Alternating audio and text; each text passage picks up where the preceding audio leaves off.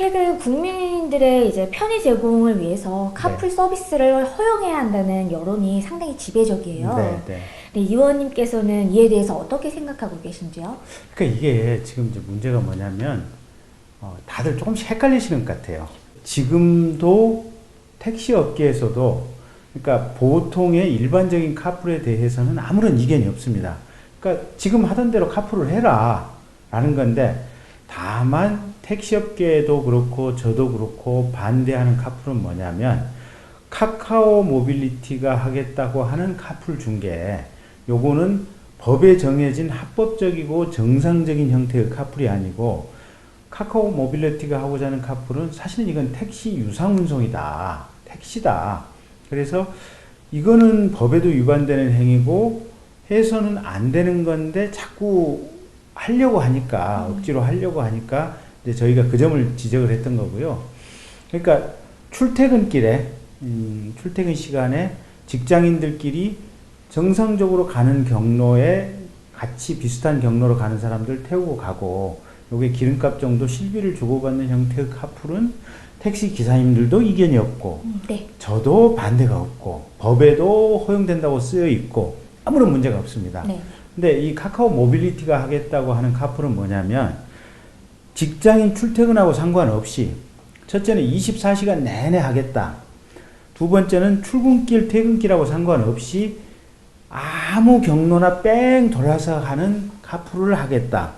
그 다음에 세 번째는 요금을 정해진 코스에 따라서 이게 일정한 단위 기준으로 카카오가 매긴 그 단위 기준으로 해서 요금을 받겠다.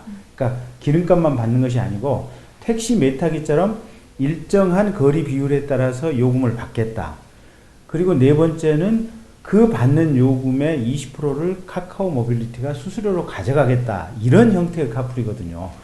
이거는 말만 카풀이지 사실은 법적으로는 금지하고 있는 자가용 유상 운송 행위이고, 이걸 가지고 카카오가 20%씩 수수료를 받아가면서 불법적인 행위를 하겠다라는 거거든요. 그래서 저희가 반대를 하고, 이건 법에도 위반되는 행위고 공익적인 어떤 교통 질서도 마비시키는 행위이기 때문에 절대로 해서는 안 된다라고 저희가 주장을 하고 있는 겁니다.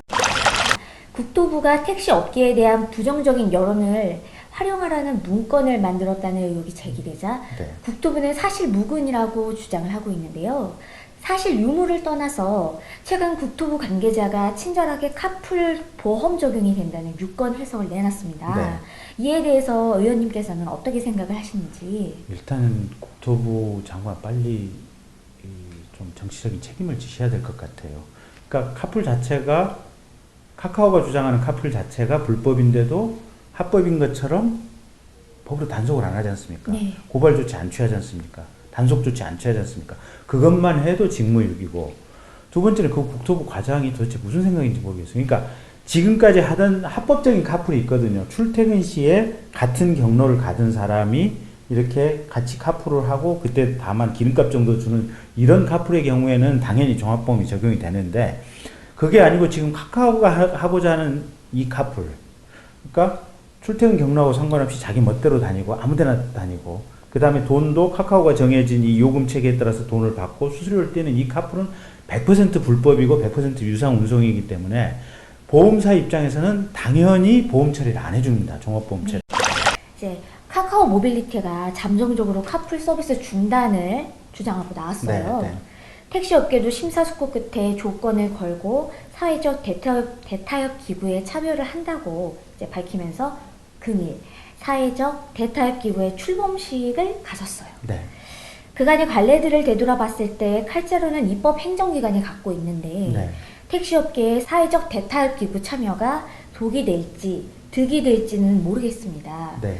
의원님께서는 이걸 어떻게 바라보고 계신지요? 그러니까 득이 될지 독이 될지는 저도 잘 모르겠어요. 모르겠는데 어쨌든 저는 대타협 기구에 참여한 건 잘했다고 봐요. 만약에 네. 참여를 안 하고 계속해서 싸움이 진행됐다면 이제 국민들 여론도 있고 이래서 조금 여론 악화의 소지도 있고, 혹여 또 택시 기사님들 중에 또 다른 또 불상사 우려도 있고 저는 이제 걱정을 많이 했었거든요. 그래서 그런 부분은 좀 잠정적으로 해소가 돼서 다행이고, 다만 이게 이제 대타협 기구의 전제가 지금 현재 카카오 모빌리티가 하고 있는 카풀을 법 개정 없이 그대로 하겠다.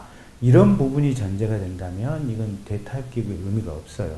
왜냐하면 현재 이미 카카오 모빌리티는 불법인 상태에서 불법을 중개했기 때문에 이건 형사처벌을 받아야 돼요. 그리고 가령 아침 출근 시간, 그러니까 뭐 6시부터 9시까지, 그 다음에 저녁 퇴근 시간, 저녁 5시부터 저녁 8시까지 이렇게 시간을 제한하는 법이 만들어져서 그때부터 뭐 카카오 모빌리티가 지금 카카오 모빌리티가 하던 그런 방식으로 시간 제한 범위 내에서 딱 하겠다. 뭐 그런 경우는 법이 개정이 되면 그건 가능하겠죠. 근데 현행법 상태에서 카카오 모빌리티가 주장하는 이런 유상 운송 행위는 100% 불법이기 때문에 이건 절대 해서는 안 되고 사회적 대타협 기구가 그렇게 가서도 안 돼요.